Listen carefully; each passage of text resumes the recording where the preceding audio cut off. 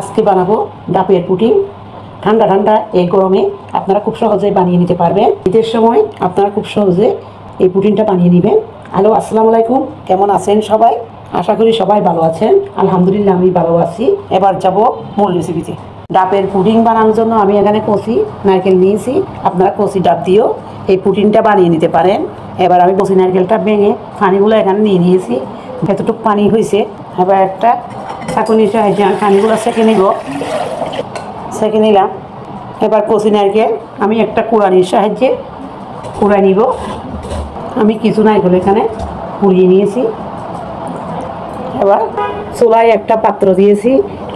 এবার কচি নারকেলের পানি আমি ঢেলে দিচ্ছি। এবার এইরকম একটা আগা আগা পাউডার নিয়েছি। আপনারা যে কোনো সুপার শপে এটা পেয়ে যেতে পারে। এটা মিক্স করে নিব। 1 টেবিল চামচ দিয়ে দিলাম। 2 কাপ ডাবের পানির জন্য 1 টেবিল চামচই লাগবে।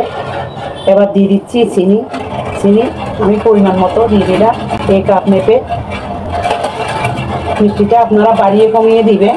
নারকেলের পানি একটু মিষ্টি কম, এই জন্য আমি আমার পছন্দ মতো দিয়ে দিয়েছি। এবার রান্না করে দিব। দিয়ে দিচ্ছি 1 চিমটি পরিমাণ লবণ। মিষ্টি খাবারের লবণ দিলে মিষ্টি খাবারের টেস্টটা ভালো থাকে। আপনারা চাইলে চাইনাগার অথবা জেলিটিন দিয়েও এই পুডিংটা বানিয়ে নিতে পারেন। দেখুন আমার এই পুডিংটা হয়ে গিয়েছে। এবার আমি নামিয়ে নিব। পুডিংটা জমানোর জন্য আমি একটা কেকের মোল নিয়েছি। নারকেলগুলো আমি দিয়ে দিচ্ছি। পানিগুলো যে আমি রান্না করেছিলাম এগুলো আস্তে আস্তে আমি ঢেলে দিচ্ছি। এগুলো ঢেলে দিলে নারকেলগুলো উপরে বেশি উঠবে। আমি ঠান্ডা করে 30 মিনিটের জন্য নর্মাল ফ্রিজে রেখে দিব। পুডিংটা আমি যে 30 মিনিট রেখে দিয়েছিলাম দেখুন জমে গিয়েছে। এবার আমি একটা প্লেটের মধ্যে নিয়ে নিব। একটা প্লেটের মধ্যে আমি ডাবের পুডিংটা নিয়ে নিচ্ছি। দেখুন কলিজা ঠান্ডা করার মতো এই ডাবের পুডিং। ইফতার আয়োজনে আপনারা এরকম একটা ডেজার্ট পুডিং আপনারা রাখতে পারেন। আমি এবার কেটে নিচ্ছি ডাবের পুডিং। আপনি খুব সহজে বানিয়ে নিতে পারবেন।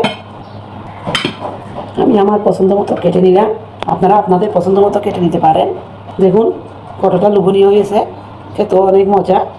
ডাইনিং টেবিলে একবার হলো এরকম একটা ডেজার্ট পুডিং আপনারা খুব সহজে বানিয়ে নিতে পারবেন। আশা করি সবার ভালো লাগবে। সবাই ভালো থাকবেন। আল্লাহ হাফেজ।